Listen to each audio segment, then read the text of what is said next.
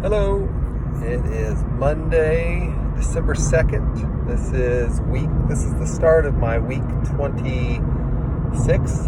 So I've been going 5 weeks now officially. And so training's been going really good.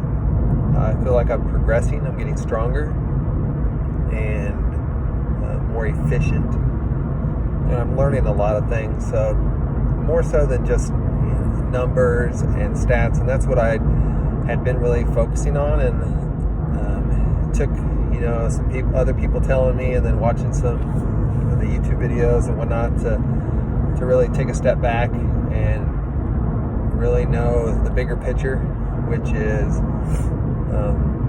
really just kind of focusing on heart rate, making sure that I have the endurance, the stamina to run the distance, to bike the distance, run the distance.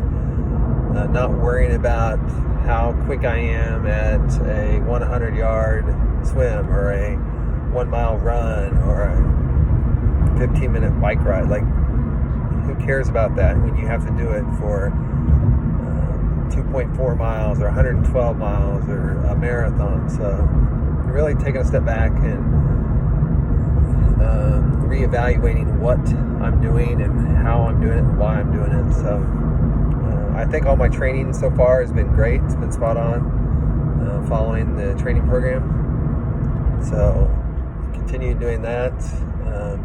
But yeah, just really focusing on conserving energy, how to be more efficient, and how to conserve that energy, because it's not going to matter if I go out and crush the swim and the bike and then get to the run and I'm completely depleted and have to walk the entire marathon.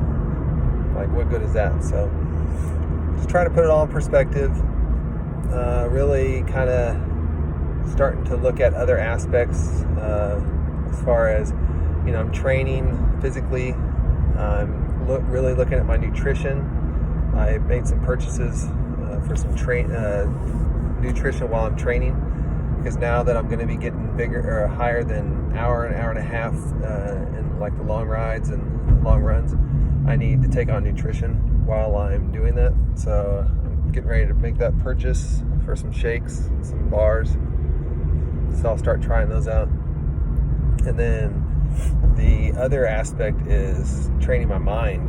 And I think that's one big area that I've always been kind of looking at, but starting to kind of do some more research and narrowing that in. But what it is that motivates me, what's going to drive me in the deepest, darkest part of my race, when I feel like I don't have anything left, when I feel like I can't go on, what's going to motivate me?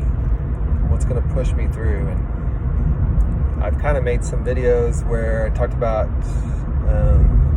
the poster boards that I put out in the garage where I'm training, and every single one of those pictures on the board means something very important to me.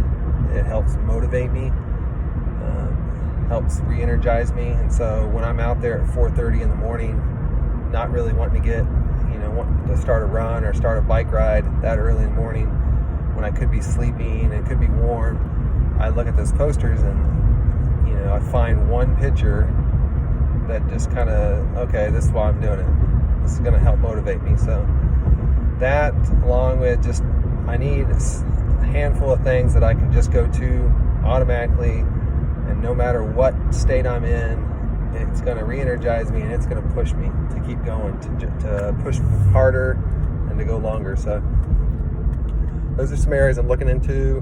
I'm going to try to stay away from the numbers as much as I possibly can, because at the end of the day, it's really not important. And it's not, it's good to know that I'm progressing, and that's kind of what I'm doing. I just want to, here's a baseline, am I progressing each time? But as far as trying to hit that number on my app or whatever, that's not important. So what's important is I'm putting in the training. I can go the duration, that I'm eating healthy, that I'm managing stress. That's the other big one, managing stress. And that includes getting sleep, the correct number of hours of sleep that my body needs to recover so that I can go again the next day. So, and that's one thing I was watching today. Is basically all my training is stress on the body. When I swim, it's stress on the body. When I'm biking, it's stress on the body. So you start adding those up, that's a lot of stress. And then you add on work and stuff at home, or the kids, or school, whatever it is, finances, that all adds stress. So I need to figure out how to manage that, and so that it doesn't impact basically my life and the balance. So it's really about striking a balance between all the training, all the stress, all the family life, and everything. So lots to go over, lots to cover.